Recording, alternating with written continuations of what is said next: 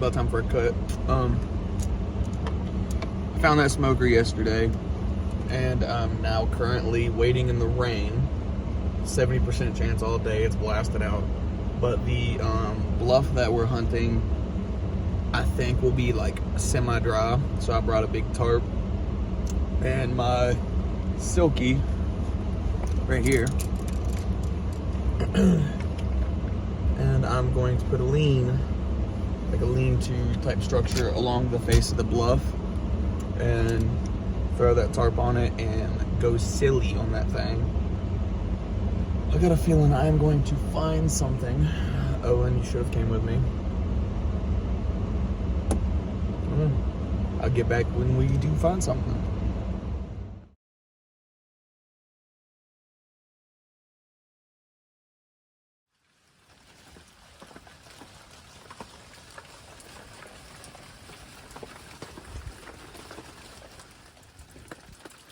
Ran it for about, what, 30 minutes probably?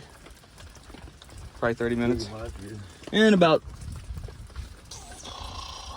8 or 9 buckets.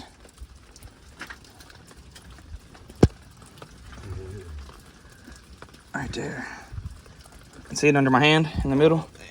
And it's just barely popped off. Look at that material right there under my finger. Anyway, I'm gonna take this glove off and I'll get a video of it. All right, we'll go pull it. Sucks that little corner's knocked off. I mean, the smallest nick off of it, Dad. And it is paper thin. Paper. I'm gonna call that 90%. Has to be. That's a good one. Yeah, it is. Got a little bit of a kick on it. Yeah, man. That's a nice one, though. We'll get back with another one. I know it. This is number 3 out of this bluff. And this is number 2 today. Just happened to pick it up by accident. Just picking up flint. A little goofy looking. Shaped funny.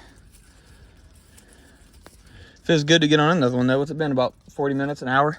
Have that dry shit on top there. That leak looking shit. Nice. Hopefully there's still more. Move it bucket real quick. I was just gonna show how much we've got out of there. How you're standing in it. It ain't too bad. Yeah, it's about almost a bucket's depth, isn't it? Yeah. What do you think? Probably actual buckets, probably 20 buckets out of there. Oh yeah, I've done.